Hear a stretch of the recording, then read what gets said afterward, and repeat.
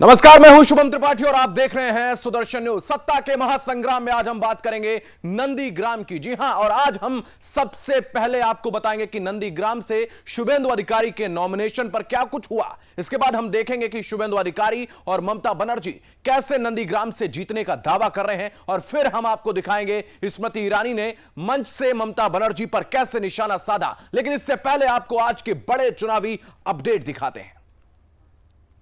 तो केंद्रीय चुनाव समिति की कल शाम 6 बजे बैठक हुई और ममता की चोट को लेकर बीजेपी टीएमसी ने इलेक्शन कमीशन से मुलाकात की है। कल शाम 6 बजे बैठक होगी और प्रधानमंत्री मोदी 18 मार्च को पुरुलिया में चुनावी रैली को संबोधित करेंगे। तृणमूल कांग्रेस 14 मार्च को अपना मैनिफेस्टो जारी करेगी और बंगाल चुनाव के लिए कांग्रेस ने, अगर हम बात करें तो कांग्रेस ने 30 स्टार प्रचारकों की लिस्ट जारी की है। तो ये सभी मुख्य बिंदु रहे हैं बंगाल चुनाव के। तो नंदीग्राम से आज शुभेंदु अधिकारी ने पर्चा भर दिया है। नामांकन से पहले शुभेंदु अधिकारी ने ममता बनर्जी पर जोरदार हमला बोला और उन्होंने तृणमूल कांग्रेस को एक प्राइवेट कंपनी बताया है। और इससे पहले ममता बनर्जी भी नंदीग्राम से ही पर्चा दाखिल कर चुकी हैं। नंदीग्राम बंगाल के महाभारत का कुरुक्षेत्र बन गया है। नंदीग्राम में ममता बनर्जी और शुभेंदु अधिकारी के बीच सीधी टक्कर है। शुभेंदु अधिकारी का दावा है कि वो ममता बनर्जी को हरा देंगे। वहीं ममता बनर्जी का दावा है कि नंदीग्राम की जनता के लिए उन्होंने बहुत कुछ किया है और अब जनता उन्हें वोट देगी। इस रिपोर्ट में समझिए कि आखिर ममता और शुभेंदु की जीत के दावे के पीछे क्या वजह है।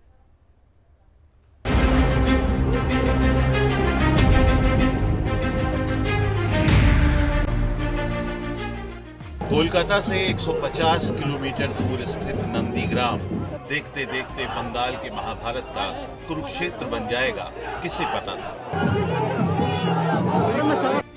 कभी ममता के सिपह सालार रहे शुभेंदु अधिकारी उनके खिलाफ ही रणभेरी बजा देंगे, ये भी किसे पता था।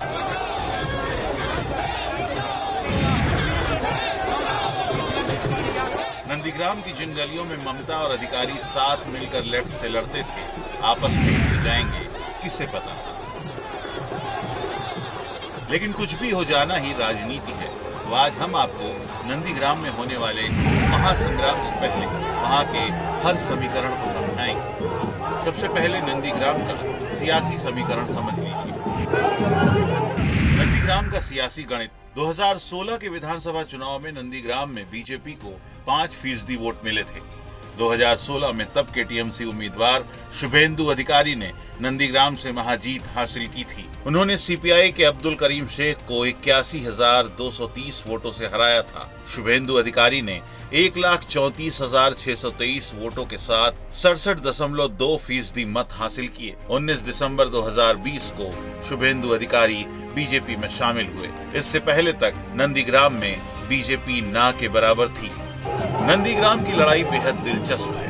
बीजेपी के शुभेंदु अधिकारी दावा कर चुके हैं कि वो ममता बनर्जी को 50,000 से ज्यादा वोट से हराएंगे और अगर नहीं हरा पाए तो राजनीति ही छोड़ देंगे। शुभेंदु अधिकारी के इस हुंकार के पीछे कुछ कारण है।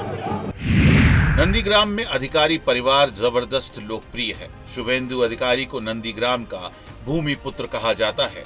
शुभेंदु अधिकारी 2009 और 14 में तामलुक से सांसद बने। इसी तामलुक लोकसभा सीट के तहत नंदीग्राम विधानसभा क्षेत्र आता है। 2016 में विधानसभा चुनाव लड़ने के लिए शुभेंदु ने तामलुक की सीट छोड़ी तो उनके भाई दिव्येंदु अधिकारी वहां से सांसद बने। नंदीग्राम पूर्वी मिदनापुर जिले में पड़ता है। पूर्वी मिदनापुर की राजनीति में अधिकारी परिवार की चलती है। इस वक्त शुभेंदु के पिता कंथाई से टीएमसी सांसद है। अब सवाल ये खड़ा होता है कि आखिर ममता बनर्जी ने नंदीग्राम को ही क्यों चुना? क्यों ममता बनर्जी शुभेंदु अधिकारी के खिलाफ आकर खड़ी हो गई? इसे समझने के लिए हमें थोड़ा सा पीछे जाकर देखना होगा। हमें चलना होगा ममता के बनने के इतिहास पर। नंदीग्राम में ही ममता बनर्जी की फाइटर छवि तपी और निखरी है। नंदीग्राम में ही भूमि अधिग्रहण के खिलाफ आंदोलन का नेतृत्व ममता ने किया। इस आंदोलन ने ममता को देश भर में स्ट्रीट फाइटर नेता के तौर पर स्थापित किया। सिर्फ एक यही वजह नहीं कि ममता ने नंदीग्राम में आंदोलन किए हैं, बल्कि वजह सियासी समीकरण भी है। देखिए कैसे। 2009 के उपचुनाव में टीएमसी की फिरोजा बीवी यहां से विधायक चुनी गई। 2011 में फिरोजा बीवी दोबारा से विधायक बनी। नंदीग्राम में मुस्लिम निर्णायक भूमिका में है। नंदीग्राम के दोनों ब्लॉकों में करीब 62,000 मुस्लिम वोट हैं, जबकि नंदीग्राम में कुल वोटर्स 2.25 लाख हैं। ममता बनर्जी को इन 62,000 वोटों से बहुत उम्मीद है। तो क्या ममता बनर्जी इन 62,000 वोटों की दम पर शुभेंदु अधिकारी को नंदीग्राम में पछाड़ देंगी, या फिर शुभेंदु अपने गढ़ में ममता को धूल चटा देंगे? इसके लिए तो हमें 2 मई का इंतजार करना पड़ेगा। Bureau report, Sudarshan news.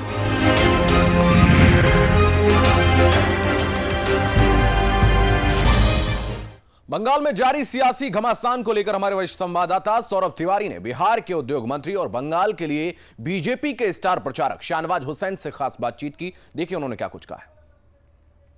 हम बात करते हैं बंगाल की राजनीति पर। हमारे साथ बंगाल में बीजेपी के स्टार प्रचारक शाहनवाज हुसैन साहब हैं।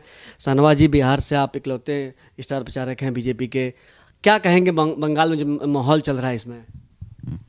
नहीं, बंगाल में भारतीय जनता पार्टी जीतेगी, इसमें कोई शक की गुंजाइश नहीं है। भारतीय जनता पार्टी बंगाल के अंदर ही है, तो वहाँ पर एक ही उम्मीद है कि मोदी जी से प्यार है, बीजेपी से प्यार है, और वहाँ के लोग बड़ी तादाद में भारतीय जनता पार्टी के लिए वोट करेंगे। और आपने देखा कि अभी शुभेंदु अधिकारी का जो नॉमिनेशन हुआ है, कितना उत्साह उसके अंदर है। तो ऐसा माहौल है कि ममता बनर्जी भी विधानसभा नहीं पहुंच पाएंगी और शुभेंदु अधिकारी जीत जाएंगे। तो इसमें बंगाल में बीजेपी 2/3 बहुमत की तरफ बढ़ रही है। बंगाल के लोगों के अंदर बदलाव की बयार बह रही है। वो लोग चाहते हैं कि बंगाल में टीएमसी जाए और भारतीय जनता पार्टी आए। जैसे ममता बनर्जी के पैरों में चोट लगी है, उनका आरोप सीधे आप लोगों पर है कि आप लोगों के लोगों ने हमला किया है। नहीं, ऐसा नहीं है।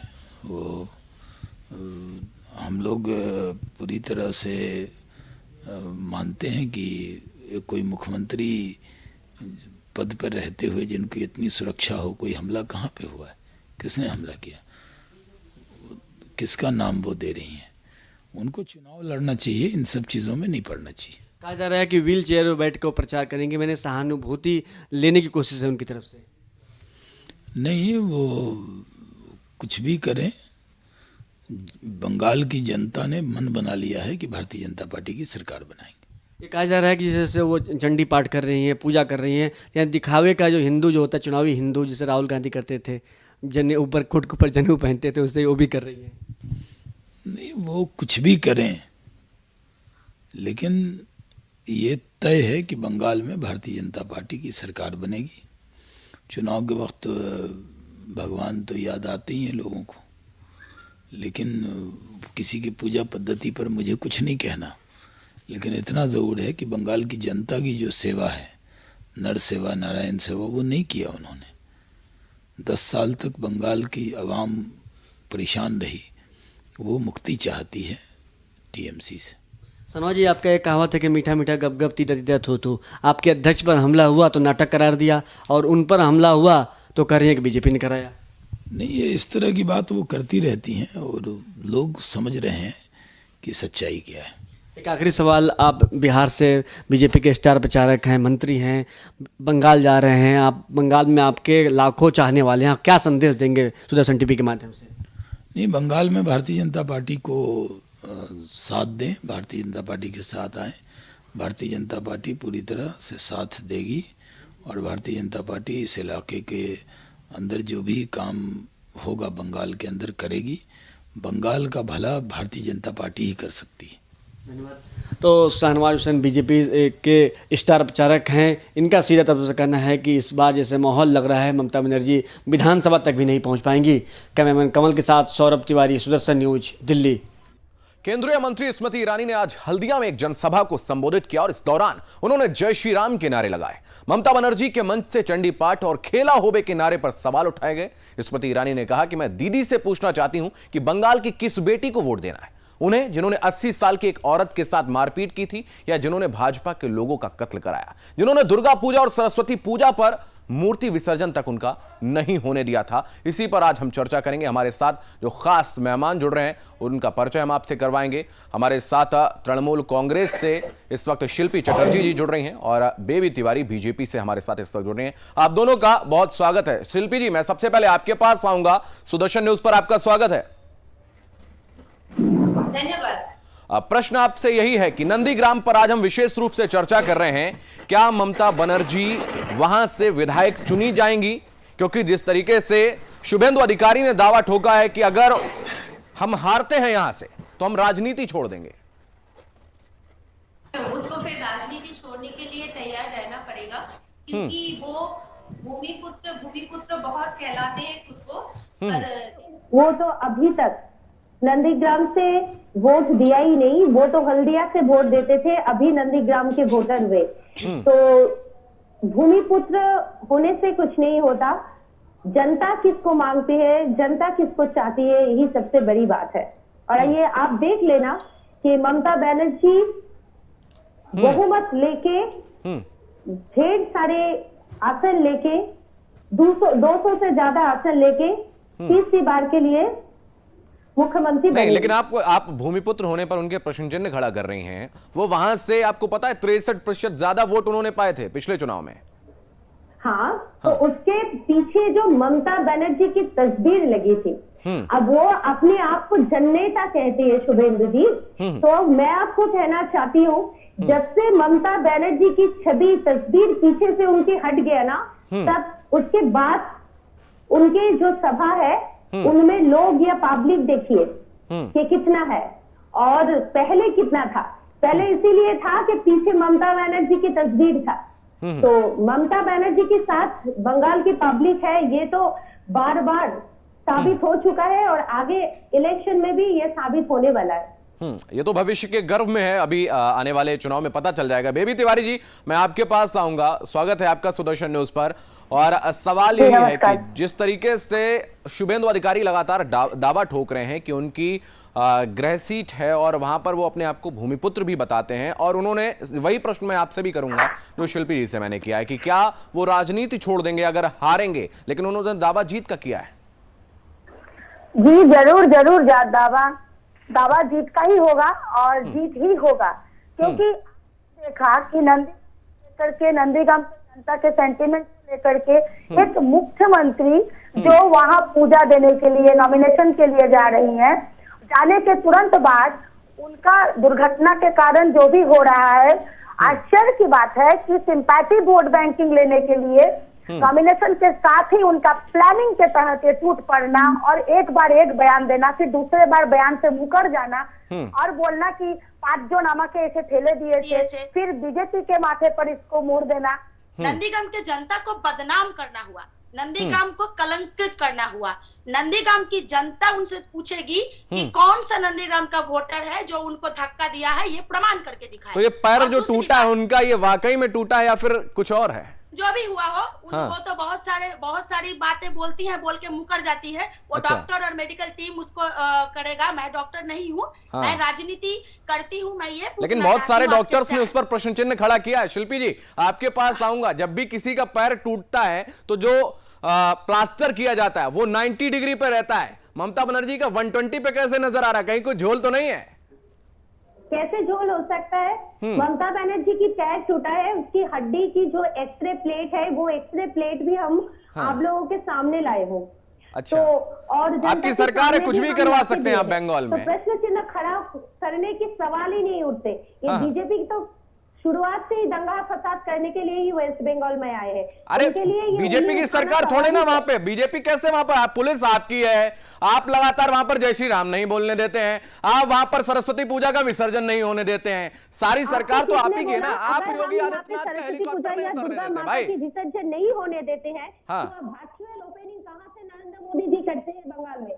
आपने तो हेलीकॉप्टर नहीं उतरने दिया था योगी आदित्यनाथ का, याद होगा आपको। मैं ये पूछना चाहती हूँ कि एक मुख्यमंत्री जब रास्ते पे उतरती है तो गोल गोल दाग बनाती है, मार्केट में जाती है, अवेयरनेस क्रिएट करती है, तब उनका लाइव होता है। मैं ये पूछना चाहती हूँ, जब उन चाय की दुकान पे चाय बनाती है तब उनका लाइव होता है। जब उनका एक्सीडेंट हुआ, जब उनको बीजेपी वाले मारे, वो बोल रही है, झूठा कलंक दे रही है, उसका भी लाइव क्यों नहीं हुआ? उसका हिम्मत है कि कोई भी गाड़ी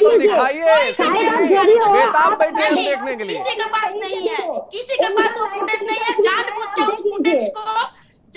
के उस फुटेज को रोका जा रहा है। मैं हर जनता से अपील करती हूँ, जिसके पास भी कोई ये ऐसी फुटेज हो, वो कृपया उसको जनता के हित में सामने लाने की कोशिश करे, चाहे वो टीएमसी वाले के पास हो, सीपीएम वाले के पास हो, किसी भी मीडिया कर्मी के पास हो, क्योंकि झूठ का पर्दाफाश होना चाहिए, इसका उच्च पर्याय पे जाकर के तहकीकात होना चाहिए। झूठा सरकार गिरने से पहले खुद को गिराकर सिंपैथी वोट बैंकिंग लेने का और शुभेंदु अधिकारी को हराने का झूठा सपना देख रही है। शिल्पी जी, झूठा सपना है। शिल्पी जी, झूठा सपना है। बहुत सारे प्रश्न लगातार खड़े हो रहे हैं, उससे सार्वजनिक क्यों नहीं कर देते उस फुटेज को? अगर आपके पास है बोल दीजिए, दिखा दीजिए। ये देखिए मेरा पैर टूटा था, बीजेपी वाले आए थे, गाड़ी चढ़ा चले।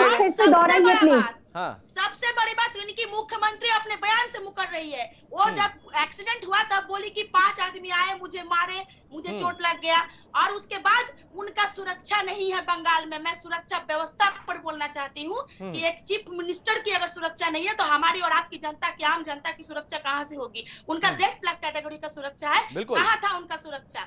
क्यों नहीं उनको? बिल्कुल शिल्पी जी, ये सवाल वाकई में वाजिब सवाल है। किसी मुख्यमंत्री की सुरक्षा आपको पता होगी कितनी होती है? Z+ सिक्योरिटी में कोई व्यक्ति कैसे आके आप पे अटैक कर सकता है? Z+ सिक्योरिटी में अभी बंगाल की जो आप उनको बोलिए पहले बोलने के लिए देने के लिए देने के लिए उनको बोलिए चुप रहने के लिए जी। अभी अगर आप बोलिए हमें क्वेश्चन पूछ रहे हो तो अपोजिट पार्टी को ये कहना चाहिए कि उनकी बात सुनना चाहिए, फिर सवाल। अरे ठीक है, वो बोलेंगे। बेबी जी आप चुप रहिएगा, आप सुन लेते उसके बाद आएंगे। ठीक है, शांत रहिए, जवाब दीजिए पहले। शिल्पी जी जवाब दीजिए, इधर उधर की बात मत करिए, आप जवाब दीजिए। आवाज मिल रही है आपको? हाँ बोलिए। मैं आपसे ये कहना चाहती हूँ कि Z कैटेगरी की निरापत्ता ममता बनर्जी की उस टाइम जितनी भी सिक्योरिटी थे ममता बनर्जी के गाड़ी में थे, और अभी बंगाल की जो पुलिस है वो कमिश्नर एक्ट के अंडर पे चला गया है।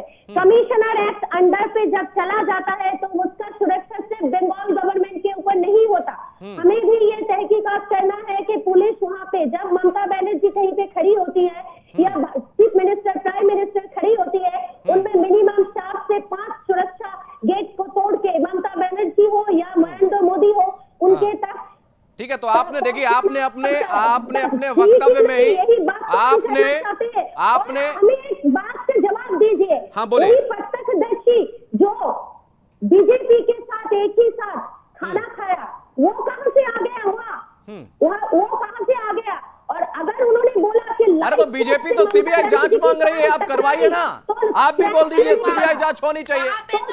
चलिए ठीक है, चुप रहिए शिल्पी जी, बाद में आता हूं आपके पास। बेबी तिवारी आपके पास आऊंगा। सबसे बड़ा सवाल तो इन्होंने यही खड़ा कर दिया है, जिस तरीके से इन्होंने, ठीक है, मेरी बात सुनिए पहले। बेबी तिवारी मेरी बात सुनिए पहले। जिस तरीके से इन्होंने कहा है कि वहां पर पुलिस जो है, अब वहां पर चूंकि आचार संहिता लग चुकी है तो उस पर सिर्फ राज्य सरकार का ही होल्ड नहीं है, तो क्या उस वक्त जब नड्डा की गाड़ी पर हमला होता था, जब वहां पर कैलाश विजयवर्गीय की गाड़ी पे हमला होता था, तब तो इनकी ही पुलिस थी? तो क्या उस वक्त जब आप इन नेताओं की सुरक्षा नहीं कर पाए तो आम जनता की कैसे सुरक्षा कर पाते होंगे? अपने ऊपर ही सवाल खड़ा कर लिया। दुर्भाग्य की बात है कि पुलिस मंत्री बोल रही है कि पुलिस छिलो ना। पुलिस हाँ, मंत्री ये बात है। दुर्भाग्य की बात है। अरे आप चुप रहिए, अभी आप भी सवाल खड़ा कर रही थी, बोलने दीजिए आप। शिल्पी जी चुप रहिए, इनकी आवाज डाउन करिए, बोलने दीजिए। बेबी तिवारी को बोलने दीजिए, बोलिए। बोलिए। देखिए, आरोप प्रत्यारोप मत करिए, एक व्यक्ति को बात करने दीजिए जिससे सुन सके। मुझे बात बोलने दीजिए। चलिए ठीक है। देखिए, इसी आरोप प्रत्यारोप के चक्कर में शिकार कौन इसका होता है? इसका शिकार जनता होती है। आप दोनों का बहुत धन्यवाद, शिल्पी चटर्जी, बेबी तिवारी, हमारे साथ इस खास कार्यक्रम में जुड़ने के लिए। सबसे बड़ा सवाल जो खड़ा होता है वो नंदीग्राम की सीट पर खड़ा होता है कि क्या वहां पर शुभेंदु अधिकारी, जो अपने आप को भूमिपुत्र कहते हैं, अब वो भारतीय जनता पार्टी में आ गए हैं, वहां की जो जनता है उनको चुनती है, या फिर जो उन्होंने दावा किया है, जो उन्होंने ट्वीट किया है और उन्होंने कहा था कि अगर वो ममता बनर्जी से हारते हैं तो वो राजनीति छोड़ देंगे। इन तमाम सवालों पर हमारी नजर लगातार बनी रहेगी इस खास कार्यक्रम में। फिलहाल इतना ही। देश और दुनिया की तमाम महत्वपूर्ण खबरों के लिए आप लगातार बने रहिए सुदर्शन न्यूज के साथ। जय हिंद।